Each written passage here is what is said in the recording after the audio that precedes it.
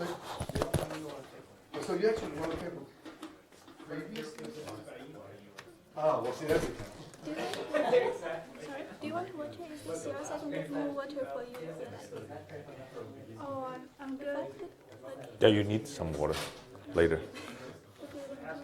I guess. It's okay. I'm just going to use this. So, I remember, did you actually refer to the old paper and tell you that everything was wrong in the old paper? It's improved. It's not wrong. New improved, yeah. That's what they all say. As they increase the price and reduce the content. Yeah, this is the new and improved year 102 as well. It's had some Botox.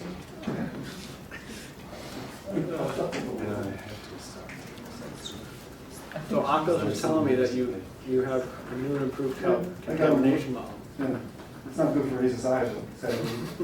Then I have to do it all over again with the new model. Yeah, I just care about pretty much, yeah. Being told what to do to make it better. That's right.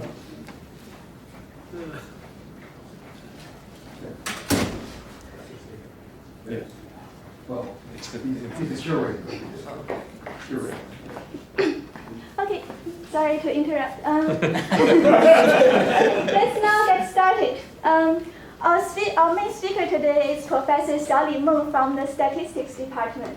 And he got his bachelor's degree from Fudan University, and he got his PhD from here at Harvard.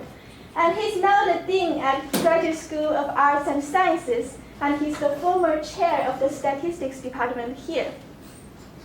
Xiao-Li has a wide variety of research interests, including both theoretical and methodological areas. And he's also interested in a wide range of topics, including applications of statistics to a large variety of fields, including astrophysics. So we have the great pleasure today to have Professor Xiao-Li Meng and his graduate students, Xufei and Yang, to tell us about calibrations with multiplicative means for the additive errors. Thank you. Thank you very much. Wow. What did I do? Turn off the light. Stepped on some board. Yeah. I understand this is being videotaped, right? So be on YouTube, so I'll be careful with my jokes. Stay out of the light. Stay out of the light. Okay. Well, thank you very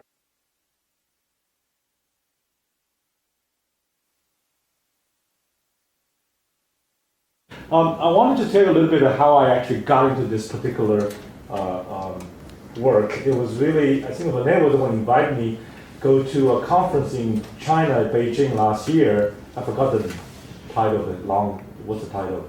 Check. Okay, you guys know what that means. Okay.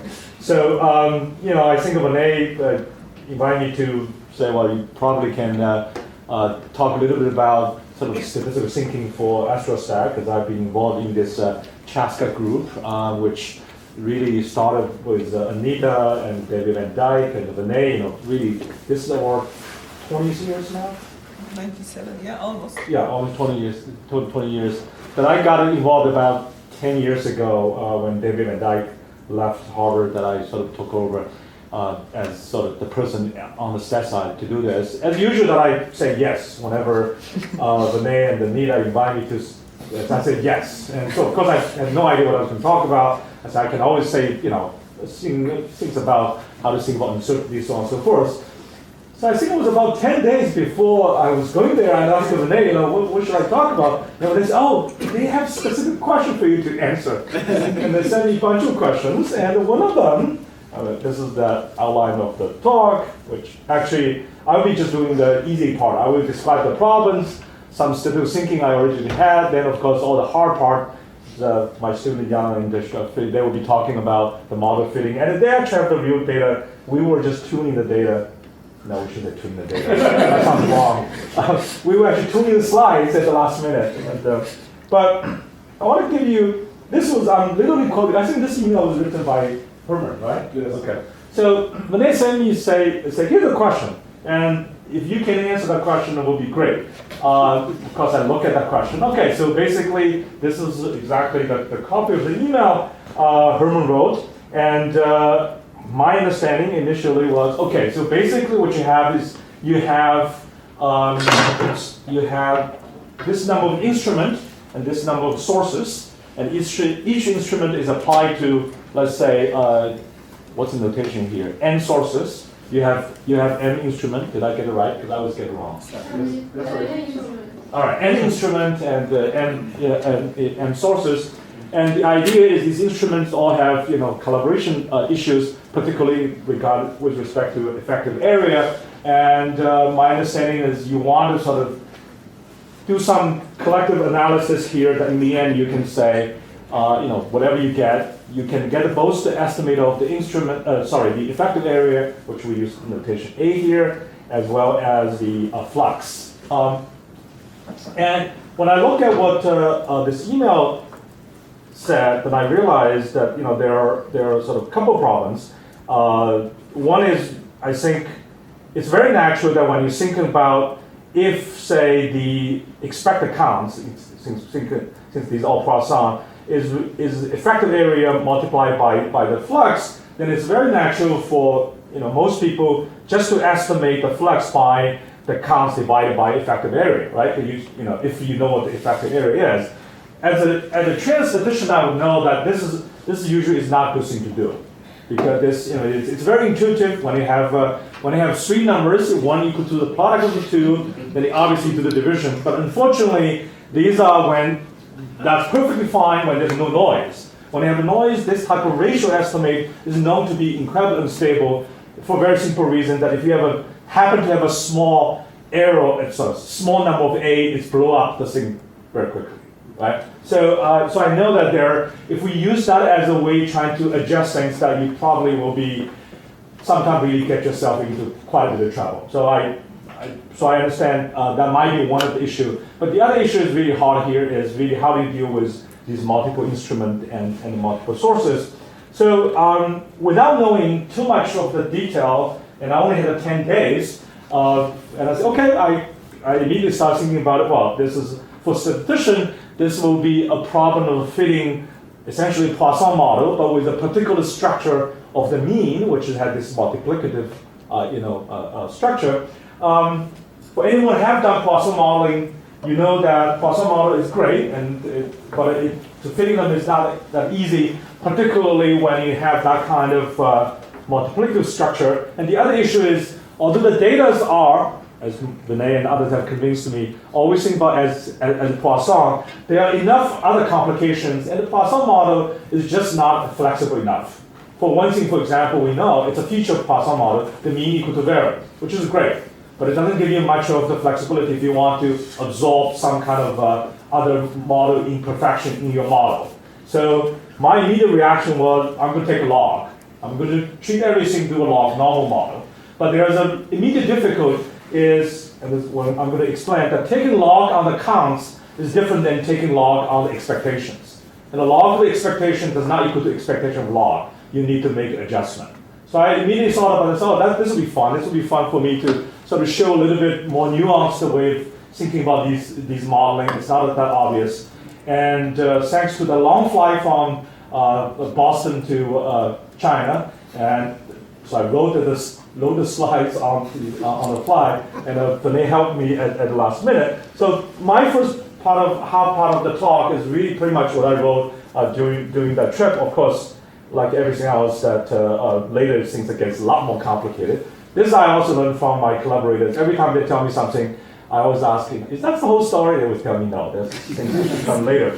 So this is really from Vinay. Vinay basically gave me an example to show what these data would look like. You have these eyes indicated individual detectors of the instrument, and you have all these names that you're much more familiar than I am. Then you have these different sources. So in a particular I think Vinay, you remember this picture, right? And the pulse data. So you have these think about these are the different. These are different. Where's the instrument? Instrument here. Okay, yeah. There's the instrument. There's a clock. Clearly, I don't really know anything about this, so I just let you to look at, and you know everything about that. But for me, I just have this picture. I have multiple instruments and multiple sources, and I want to fit everything together to estimate both the. I think what goes to adjust for effective area, but later I learned that you'll be also estimating these flux simultaneously. So let me now just preach a little bit, because when I initially read that email, I immediately realized that we need to be very clear, even just in terms of notation. So what are the estimators, which are calculated from the data, and what we would call estimand, which are the real scientific parameter of interest. And you have to be careful what do you manipulate. You can manipulate on the parameter space much easily than manipulate on the data space, because data comes with all sorts of noises. So I tried to be very clear at the beginning to make sure that we don't mix the deterministic estimand with random estimator. So what we're going to do is we're going to use the upcase. The upcase are the quantities that you want to estimate. These are unknown quantities. You can think of them as fixed, although if you're being Bayesian, you don't think them as fixed, but that's a separate story. But here, I just want to distinguish between what other things do not depend on particular data, at least in theory, and what other things are estimated from, from your data. Okay, so imagine that for each instrument you have an actual effective area, whatever that means, if you can define it, and F, the capital F, is the true flux.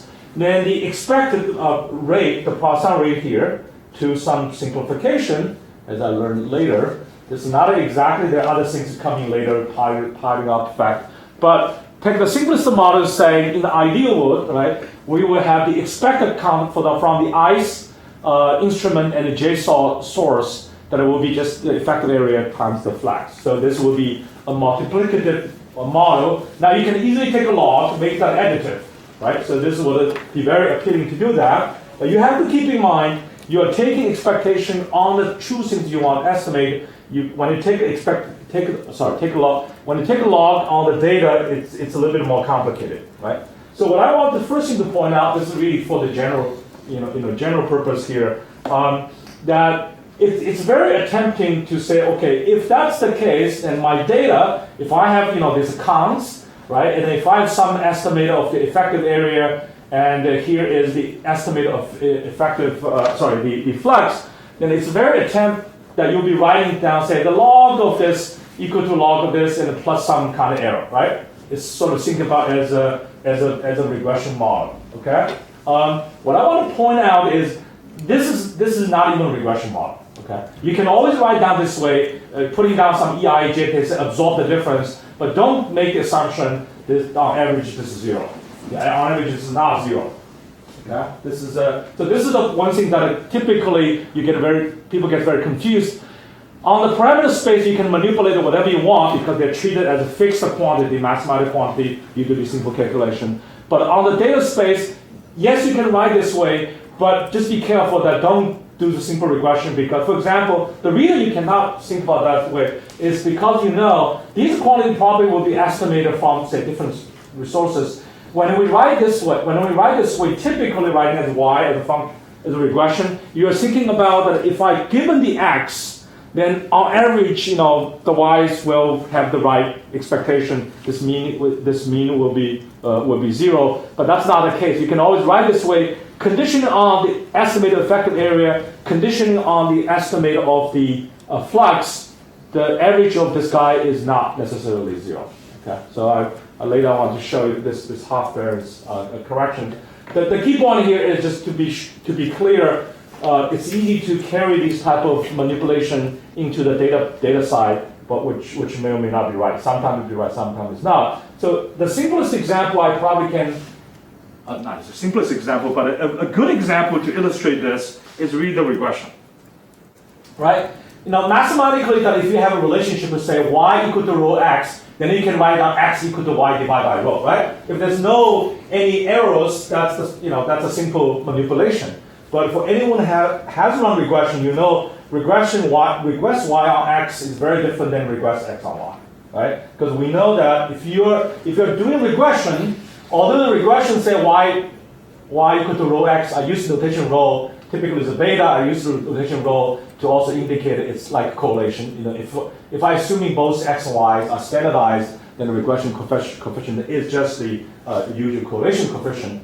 And we know, right, in statistics, and this thing that students first time learning that might be surprised, when the best prediction of y is rho x, the best prediction of x is rho y. It's not y divided by rho. It's because of the errors in this in the data. So you have to be careful that not doing this type of standard manipulations. Just think about taking a log. It could go either way. So there is a wonderful talk by Steve Stigler last year, 2 years ago. You can find on YouTube. Talk about 7 pillars of statistics. In particular, talk about this rule of 3. In old days, you have 3 numbers. If you know 2, you know the other. Right? That's called the rule of 3. And he particularly said how those things really misled people. Nobody talk about rule of 3 as a formula anymore, but this is really the lessons to be learned. Okay, so let me just give you what the model I initially set up. And again, the model I initially set up during the long flight was obviously simplistic. Try to things get going. Later I learned there's a lot more complications, but the basic idea is still there. Okay, so as I said, I'm going to be very careful with the notation. I'm going to keep the capital letters as the parameter of interest, and then the lower cases are as the data. So now I'm going to do everything on the log scale. So A is the effective area, so B is the log of the effective area, F is the true flux, so G is the log of the flux. And now I'm going to denote the data. So this is the actual counts from the ith instrument J sources. I was doing the log of count as my data. The slightly tricky part is this. You'll be easily thinking about why since I take a log, and initially the expectation was the product, so you can easily write it down as the sum. But don't forget you need a correction here. The reason you need a correction I'm going to explain in a minute. So once on the log normal scale, I'm basically saying I'm approximating a Poisson model, assuming the counts are large enough by log normal model. Okay? Which is not crazy, right? You probably have approximated the Poisson model by normal model itself, right? I'm at least doing a little bit better, take a log, make sure the things are having the right sign, everything. But the key is when you take a log, you do need to worry about this what I call the half-variance correction. I'm going to explain to you why you need a half-variance here. In order to maintain that this model is on the log scale, but when you go back to the original scale, its average will be the original expectation AI times fj. So this is what I meant by the model. The model itself is on the multiplicative. The mean is on the multiplicative scale, but the data model is on log scale. But we can make two things consistent as long as you make that half variance correction. So what other bunch of models will be entertained here, and Xufei and Yang will be talking about that. There are all these parameters. These are the variance parameters. This is sort of the uncertainty in your sort of measurement, and we will be running trouble if we assume nothing is known. Because we will way too many parameters to estimate. So there are a bunch of things we can do. The more immediate one is to assume these are known. By assuming known, I mean I basically beg Herman, Vinay say, give us some numbers. And then you will see that when we fit that, everything looks much better into the confidence interval because everything tends to be tighter. But the quality depends on these values. And a more realistic model, not entirely realistic, is to say it's a way to reduce number of parameter. Is to say, okay, how about the instrument? Only the instrument matters in terms of the variability, not the source, which is debatable, right? Okay, so that's one model. We're going to fit both of those. Now, there is one issue of this model, which is you may realize this is called the non-identifiability issues, because you can see that I can add a constant to all BIs and then subtract another constant from all GJs. This model will still stay, right? There's nothing constrain that. Basically, intuitively, you could have just changed all the instrument. You can multiply all the instrument by the same effect. Okay, then decided to divide all the flux by another effect. Now this may not be anything useful, but the model won't be able to tell which was which. So you need some kind of sort of anchor point here. So what we're going to do, this is obviously debatable, but what we're going to do for now, and show you that we're going to just set one of them, call it as 0. Okay, basically saying one instrument we assume it has no error, as a baseline. Okay. Remember, B is a log A, so if A is 1, it's essentially don't need any effective area. But then everything else we'll be estimating is relative to that instrument. Okay. Later we will show that it does not matter which one you choose as a baseline. All these differences will stay the same. Okay? Otherwise, you will have trouble. But there's also an interesting point that Yang made is like, by doing this way, we can later set a pri. We can set the pri in the way saying, okay, if we believe these, we originally think, we're saying, well, these instruments are probably all pretty good. They're all very consistent with each other. So you can set your pri, basically saying, I believe they are actually, they should be all the same, okay? But we'll be using the tau to measure, there's a pri variance to be the level of uncertainty, like how sure we are. So the whole game here we're going to show you is we're essentially going to do a sort of Bayes inference. Basically show you how these estimators will combine the information of how much you believe at the beginning, which is expressed through the tau, the value of tau, and how much information comes from the data. So tau allows you to adjust this idea of sort of shrinkage, which I'm going to tell you. Xiao-Li? Yeah. So this alpha, the minus half, this is coming from the nonlinearity of the logarithm. Correct. I'm going to tell you the next slide. Okay. Yeah. So I was just wondering, for different functions, if you didn't use log, It will be some other different. nonlinear function. It will be different. It will be different. Okay, Yeah. thank you. So thank you. So you. Why don't we that's use the correct. half-variance? Okay. Okay. So this is what we want. You see here, we know the expectation of the count because I did a log, right? So expectation of the original count is the expectation of e to the ij. But by the Jason inequality, the e to the j is larger than e to the expectation, right? So that's the problem you need make that adjustment. Now this is the beauty of the log. So it's not only depends on the transformation, also depends on the normality I assumed. This correction, okay? So this correction does require the data is approximately log normal. On the log scale, it's not, right? So this is a very well-known result in statistics that if you have log x equal to that, then the expectation of x is e, the mu, plus half the variance. It's a simple calculation through this moment generative function. You can do it quick, easily. So therefore, if I set the model with the half variance correction there, then when I go back, I will get exactly the original thing you want. I don't want, you see, this log normal was an attempt to make things easier, particularly to absorb imperfections in these modeling, because this is not a perfect model, okay? But I still want to maintain originally the scientific model. I don't want to create a statistical model, in the end is not consistent with the scientific model. So this is an attempt to do everything on the log scale, because everybody likes that, it's much more additive. But in the end, when you go back to the original scale, you still maintain the multiplicative. Yes? So that middle result, Yeah. it does not require sigma to be small. No, not at all. This is precise. That is precise. That's precise. Yeah. So this is the beauty of it. You're absolutely right. It does not require sigma to be. This is not a small sigma approximation. But you can see when the sigma equal to 0, then it goes back to the original inversion. So this is what I want to. If there's one message you can take away from this is do this half variance correction for the log normal model. Okay. And so you can see, but there's a plus and a minus.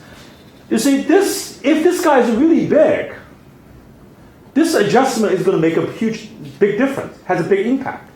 So you better be sure what this value is. Right? Okay, later I'm going to show you that how we're going to actually estimate this number itself from the model. And you will see there's also a very interesting estimator, a maximum likelihood estimate and this log model. Because now it's more complicated. You see this model, the sigma comes in both error term and in the mean term.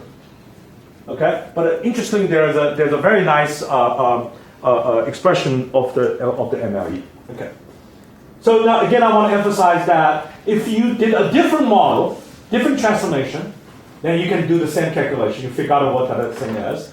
But this result does depend quite strongly on the normality on the log scale. Is that clear? Okay. And this is where, when they may remember, I was checking with them, saying, well, does it look log normal? But it looks okay. I think okay is all I can say in many of these data. Okay, so if you know sigma, it's very easy to correct it. Simply you have to take a log plus the half sigma. So, okay. Okay, now I'm just going to talk a little bit about the why do we do this? What this is again after doing this. I want to present you a much simpler way of thinking about what this model does, which in statistics is called a shrinkage estimator. The whole idea of shrinkage estimator is essentially a weighted average of what you believe a priori and what the data are telling you, and the weights are proportional to inverse of variance, or in statistics called precision. So see which side is more precise. The more precise information should get more weight. So as simple as that. Okay. The intuitive example here is really this is from the original concept of the regression towards mean. When Galton discovered this regression phenomena, he realized that regression towards mean is a simple. It's not simple. It's a technical term to describe a very simple phenomena that when something's high, it tends to go low, right? So never chase these stocks at the very top. You're guaranteed to be disappointed statistically. So that's a tendency. So what he discovered is that for these children of these tall fathers, like the fathers are very tall relative to their own generation mean, their son or their daughters. At the time, you only measure the son. That, for whatever reason, you probably understand, that they tend to look at the whole group. They tend to be shorter compared to their generation average. Okay, that's very important. It's not like the generation always going down. Generation can still move up, but the group you trace will tend to be shorter. So that's how the regression toward the mean. The simple way I explain to my students is always like trace a group of students who did really very well on midterm. I guarantee on their final, they're not the best group. Right? And vice versa. You take the worst group on the midterm, I guarantee someone, in the end, they will doing better. Why is that? Sometimes when something becomes extreme, there are basically two reasons, right? One is the fundamentals are good, just like stock. The fundamentals are good, the stock is going up. But there's also a random component, right? The random component makes things. So when something happens once, in order for that to happen again, whatever is fundamental, it will continue. But the random part is going to. The chance that you're lucky twice is certainly much smaller than lucky once, right? So that's the whole idea. And the regression, the shrinkage estimator essentially take that phenomenon into account. So anytime when you estimate something, if something looks very extreme, it's trying to regress towards the mean a little bit, saying I want to take away the random component in that extreme case.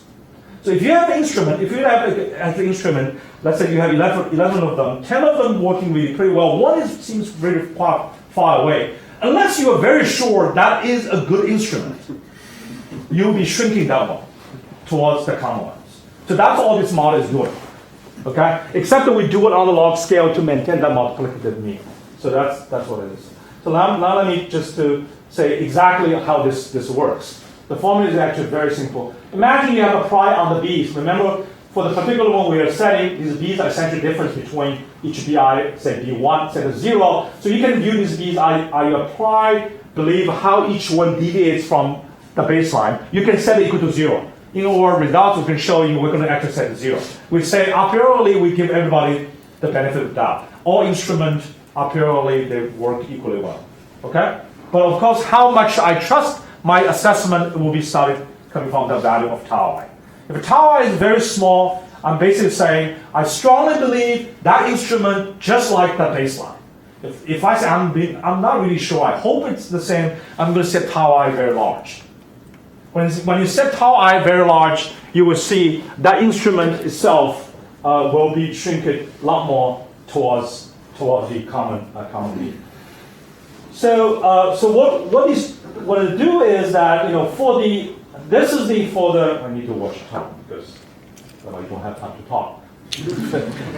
So this is the pry, and this is what you estimate from the data, right? From the data, if you have an estimator of the flux, although the flux will be estimated by the model itself, you take the difference, and that's what the data will tell you what should be the estimate of the log of the effective area, and the variance comes with whatever the origin variance have, and depends on how many sources you have, right? The more sources you have, the more accurate is that particular estimator from the data, and the relative precision will be with relative position is the inverse of the variance, so you see the relative position of how much of weight I should put on that my original sort of belief will be depends on how precise is the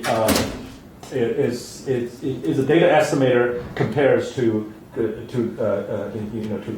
applied estimator. So all I'm saying is this, right? The difference between each instrument and the average is a weighted average between this is how much the data is telling you, and this is how much the original applied is telling you. And this weight here, for example, if tau goes to infinity, say, apparently I'm not sure at all, then this will go to 0. Basically saying, if you have no idea a priori about that instrument, then you should trust the data entirely. Don't use that prior knowledge. So that's, and on the other hand, if tau is 0, if you say, I'm absolutely sure this instrument is the same as the baseline, then you should completely ignore the data. Because whatever the baseline is baseline, right? So that's in reality, the statistical formula is trying to give you this weighted average, and the beauty of the model is it's trying to estimate these weights for you. Okay? To a certain extent, because there's a sigma and there's a Bayesian modeling that can tell you how to estimate that. So eventually, you will get all these weighted average. So let me just finish this. Then I should be done. As I mentioned, that there's a way to estimate the variance itself, and it was very interesting. This is the standard sample variance square. The variance estimate itself is a shrinkage version of the standard variance. And the shrinkage fact itself depends on what that S square is, all the formula you can write down. And initially when I look at this, I got myself very puzzled. I said, how could this happen? Because this is on the standard deviation scale, right? The square root of that square. This is on the variance scale. It looks like the scales are not even the same. And I realized, remember, everything we're talking about here is a log of counts. The log of counts has no scale. It's the relative percentage calculation. So I just want to show you that these things all can be done. Now I'm going to switch to, you guys going to talk about the Bayesian model. So now they're going to do the heavy lifting. And take that idea, do all those things, and then show you some really quite promising results. So, okay, I will discuss. I need to give this to you. I need to record this.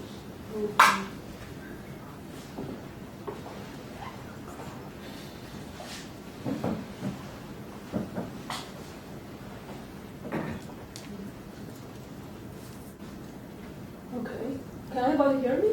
Yeah, okay, so I will detail how do we do the Bayesian procedure for the model fitting and show three real data examples. Okay, so this is, we use the deep sampling to, actually two Bayesian methods. One is deep sampling, one is Hamiltonian multi-column method to get the posterior. So here is that, how do we do the deep sampling for the first model? That is when we have the idea of the sigma. We can see when we sample B, we are sampling from a normal distribution, and actually the mean of the normal distribution is the weighted average between what we get from the prior and we get from data. So this part, there is a lot.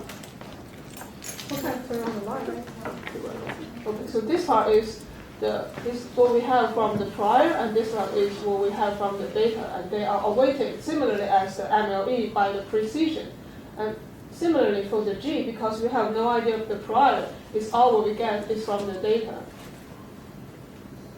And besides, when we go to model 2, we have no idea about the omega. We can update the omega by Metropolis-Hastings algorithms. So in this data fitting, for the prior of the tau, we actually use different taus to see if the tau really have any impact on the data. We choose the tau as 0.05, 0.01, and 0.02 when we think that the prior is strongly believable, or when the prior is quite vague, that we have not much information about the priors. And we can show that the taus that actually doesn't matter much for the real data fitting. Okay, and here is the real data result. For the real data result, we have another problem because the data has the pile-up effect, and some people think that actually the calibration is exactly coming from the pile-up of the data. So for the pile-up effect, we think that the count is the pile-up factor Zij times the effective area Ai and the fluxes Fj. So as we can see here. And for the data, because we think that we know the power of effect Zij, so we can simply use that Yij equals the log of the Cij minus the log of the Zij, and we can still use our original model.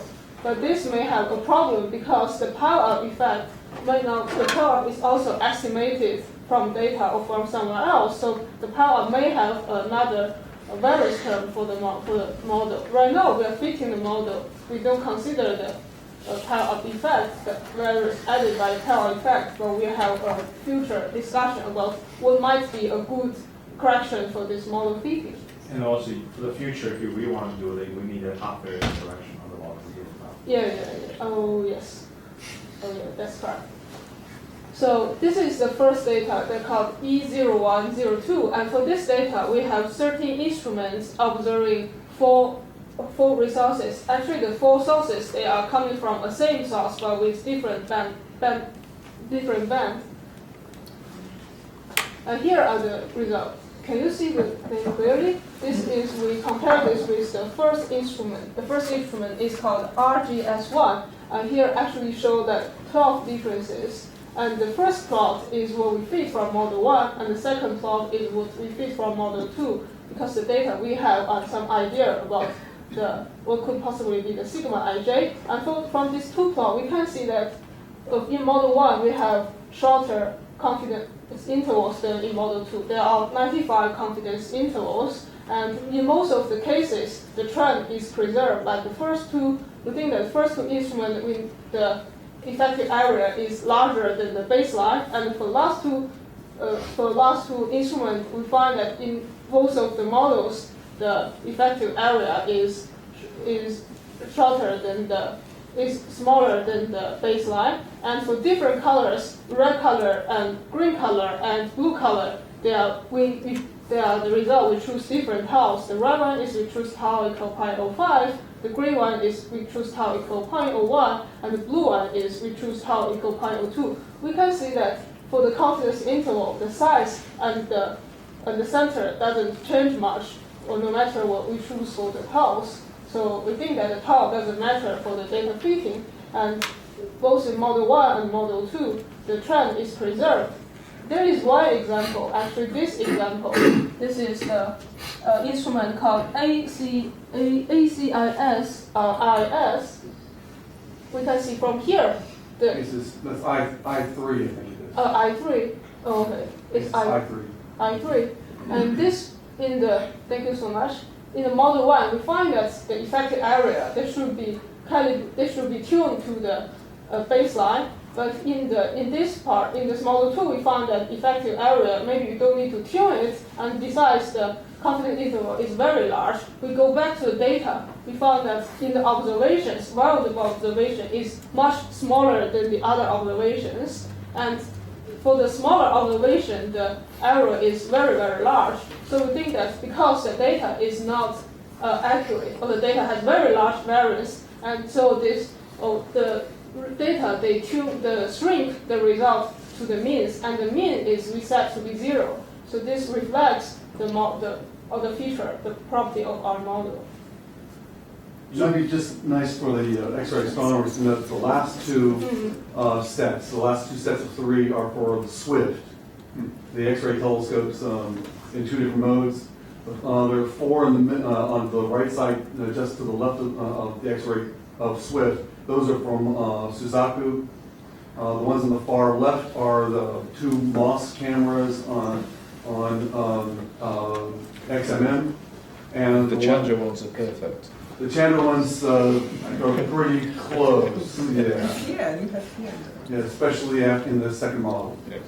The PN is the third one from the right. From the left. This one. Third one from the left. I think let me just say one thing.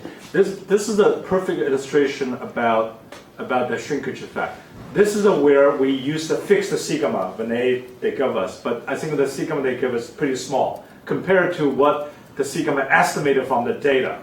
When the sigma from the data becomes much larger, because these taus are reasonably small, essentially they said, well, I'm not sure the data seems too noisy. It basically shrinks everything to 0. But when you're pretty sure, tell the data, these are but then you get these very significant results.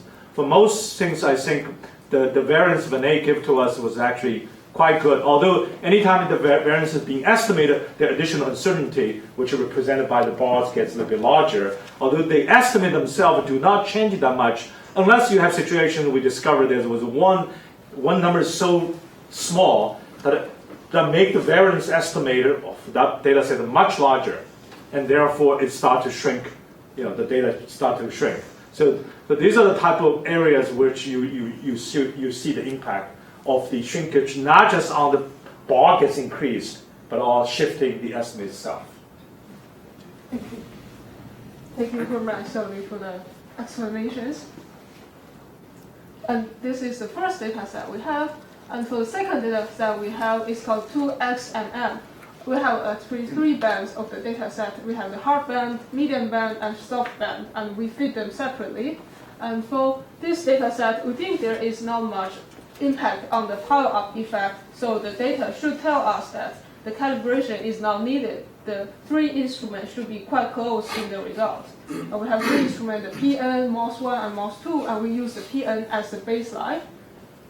And here is the result from the hard band. We can see from the hard band, the result shows that we almost don't need any calibration, because the confidence interval, they cover the 0 lines, and use the model 2 only add up to the length of the confidence interval, but the result is preserved.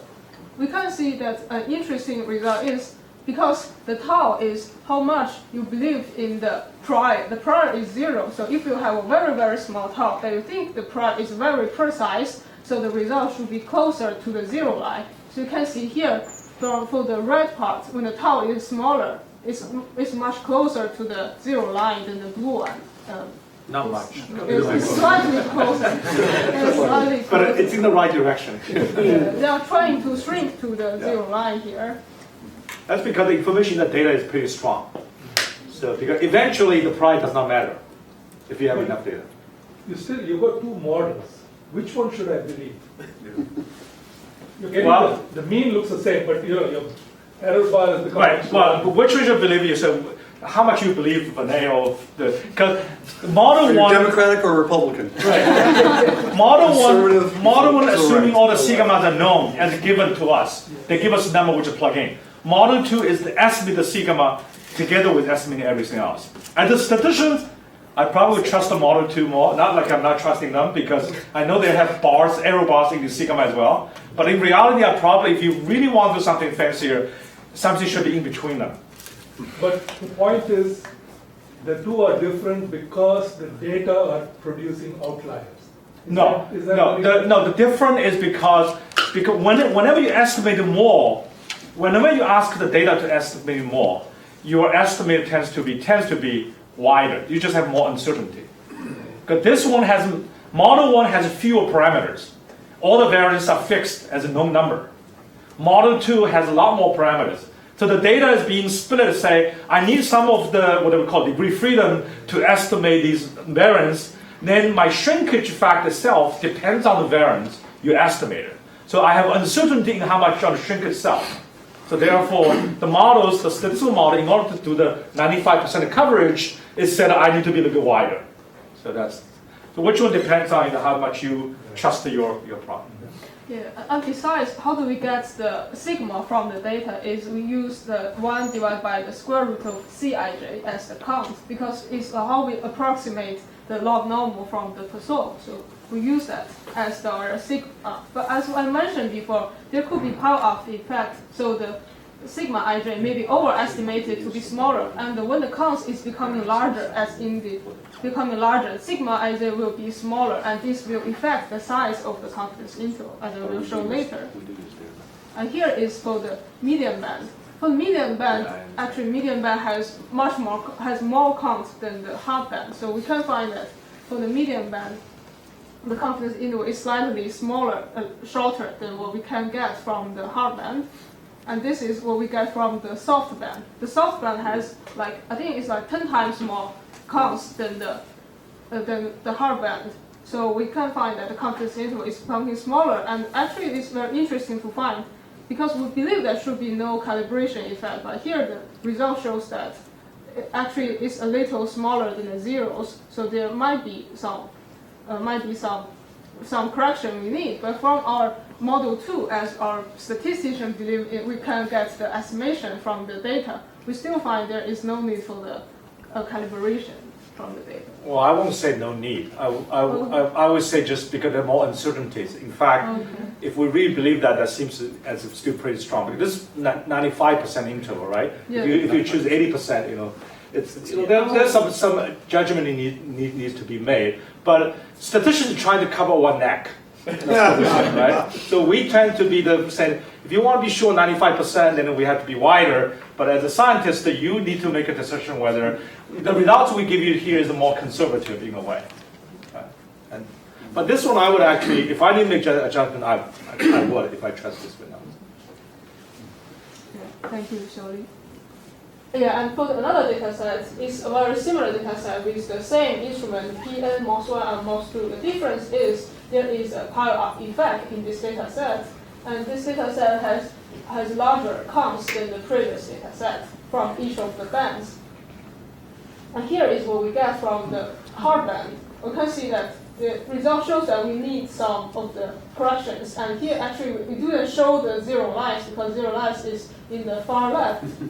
Yeah, we can't find them, and this result shows that they have a similar result, but similar as before, the model 1 has very, very small confidence interval because the sigma ij we get is even smaller than before, and maybe you can get the trend because when the tau is smaller, the result is trying to be closer to the zeros, even although the zero actually should be here. You can see the red one is much closer to the left side. And we do a similar thing for the medium band and also the soft band. They have very similar results, and quite similarly, this soft band has very, very huge counts, so the sigma ij is very, very smaller, so the confidence interval is quite tiny. But for our Bayesian model, we still have larger confidence intervals. Yeah, and we have some discussion about the future works. The first one is, because we choose the PN, the first one, to be the baseline, what could happen if we choose the second one to be the baseline, or the third one to be the baseline? Will the result be affected? Actually, we try this by simulation, and show some results. The result shows that no matter which one you use as a baseline, so the first row we choose the PN as a baseline, the second one we choose the MOS1 as a baseline. The difference of the estimation of the B is preserved. So the first column is the difference of the MOS to the MOS1 to PN, the second one is the MOS2 to PN, and the third one is MOS2 to MOS1. And visually we find that they are almost identical. The mean is almost identical, and the standard deviation, the confidence interval is almost the same. This is what we get from model 1, and similarly from model 2, we still find the result is quite preserved. So this shows that which baseline we choose doesn't matter much for the result, what we will get. And we also believe this is a part of their work. Well, we believe that we probably can show mathematically they're the same, other than the Monte Carlo curves, because it should be the case. We haven't proved it yet. Yeah, and the second one is we have some discussion like how we can choose the sigma ij, because right now when we think we know the sigma ij is coming from the counts, but this could be quite positive, could be overestimated because we might have the pile-up effect. Like here we have a lambda square that could be the error we get from pile-up effect, and sometimes people still think that in the model 2, we think that the sigma ij only depends on instruments. There is only omega I, but it's possible it also depends on the sources. It depends on the count. So maybe you can try the model with like sigma ij to wi omega I divided by the square root of Cij. This is our future work. How can we deal with the pile up and the errors we can get from the pile up? We will try with more data sets, and we can try to tune the algorithm so like people they are very familiar with statistics, they can run this model very fast and very effectively. And also there are some other statistical works that we can use like to test if the pileup really have some effect on the errors. And finally, we are thinking about how we can try to fit the model in this Poisson model, because the counts, we believe that they are coming from the Poisson model. We take the model of the count because we think we can approximate the Poisson distribution by log normal, but actually they are coming from the Poisson distribution. And I think it's time for Q&A.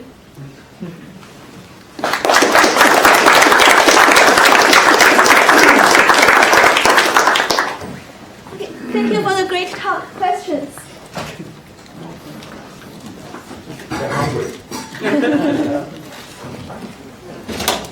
So I have a quick question. Yeah. So for the Model 1 and the Model 2, so you mentioned already that there's a difference in the uncertainties. Could you comment more about the difference in the means? Because in some cases we see a very different mean in Model 1 and Model 2, but some cases they are quite similar. Yeah, no, that's a really, this is what I tried to say, maybe I can say it again here. Let's go back to this particular case, right? So I think this is the one you're referring to, right? Yeah, and also some slides later. Right. So again, the difference between Model 1 and Model 2 is Model 1 take all the sigmas as given, some numbers given. Model 2 actually fits the sigma, but it's actually a little bit more complicated. It's not the usual MLE because you put the pi, they use the inverse gamma, right? Is it? Yeah. Put the pi on the sigma and then do the whole, Charles Hastings, all this stuff. So usually what happens is that when you're estimating more, the first thing you see, the confidence interval tend to be wider. This is what I said by statistical covers over neck, because there's more uncertainty to it. But not always, okay? This is more complicated. Typically when you have more unknowns, things gets more wider, but not always. Depends on, sometimes things can go in a counterintuitive way. But in general, that's the case. But remember, these estimates themselves is a weighted average, right? It's a weight between how much you set a priori and how much you're given by the data. So when the variance estimator, when the measurement error as estimated by data turn out to be very large, that will basically, these estimators will prefer to shrink more towards the prime mean. So they will actually move these point estimated. So when you look at them, they're actually not exactly the same. They always move a little bit. Okay? And as we also point out, because the red one corresponding tau equal to 0.05, the red one is requiring much more shrinkage toward the mean, and the blue ones is, you always see disordering. Okay? And so what happened here is the uncertainty as estimated by the data, because we discovered there's one data point which is so far away. You know how these variance estimated, which is not a robust estimated, one outlier will make the variance much larger, right? Because if the data, you have all data here, you suddenly have one outlier here. If you're just using one sigma squared to measure error uncertainty, it has to take care of that outliers. Make the sigma squared much larger, otherwise you won't be able to cover it. And once you have sigma square much larger compared to the tau square, tau is the precision in your prime. Sigma square is the precision in your data. When the sigma square suddenly becomes much larger than the tau, the base shrinkage tells you basically ignore what the data is telling you by downweighting, right? Remember the weight is 1 over the variance. Therefore, these estimators will be moving dramatically. So basically what you're going to see is a phenomenon is this. This interval length itself is related to how much shrinkage goes down. So this is why you in this case. And I think this is a really great example to illustrate, because the question was, which one should I trust? This is really how much you should trust your model, right? There's all these assumptions, behind it. Because it's so easy, you may make conclusion here will be, oh sure, there's a significant difference. And the conclusion here, there's no significant difference. Now, I want to really emphasize this one point. Just because no difference does not mean it's not there. It's just that we failed to detect it because we have some lousy data. Okay. Yes? The analysis that you're presenting here, does that include this pileup correction that you had in your earlier? For this model one, no. Right, the pileup one comes later. I see. For this data set, actually we don't have a pileup structure. this one, So the reason I ask is that Yeah. that last set of 3 data points Yeah. is an instrument run in a mode where the instrument expert tells us they have significant pileup, and that the previous set of 3 data points is the exact same instrument run in a different mode where there's less pileup. So there's additional information that can be provided because it's the same mirror, it's the same detector, it's just run in different modes, and they know the one that's the lowest has the most pileup. So I'm wondering how do we factor in that information? Well, but this probably does say, the difference between them, this does say this is affected. So this is basically confirm that affected area probably is mostly due to the pileup. So you understand, Right. the effect of pileup in the other data set that we were looking at, the XMM, was that some parts of the point spread function were clipped During the analysis. in the analysis. Oh, Okay, and so it's not that there was a posteriori correction for pileup.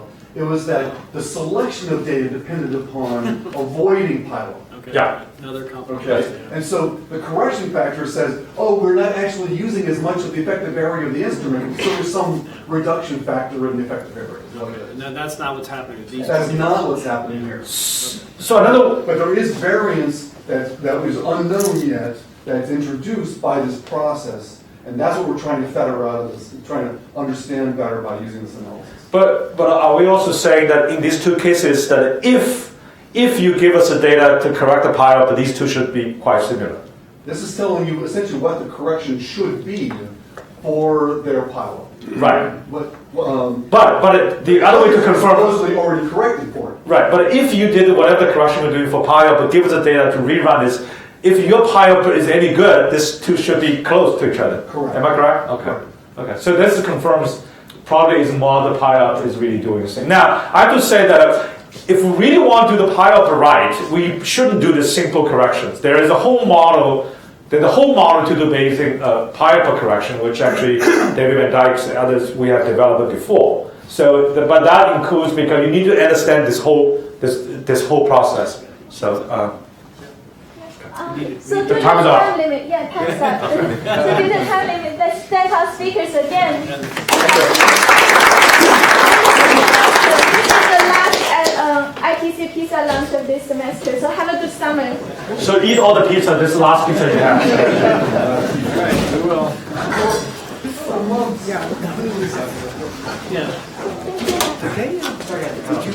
No problem.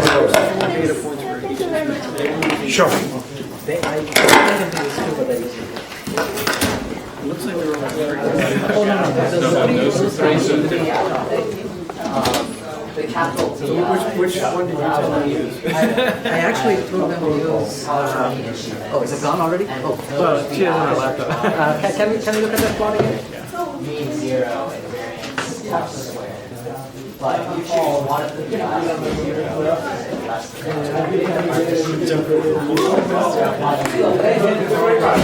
I asked you why not that. This was the original model. It turned out that we were running into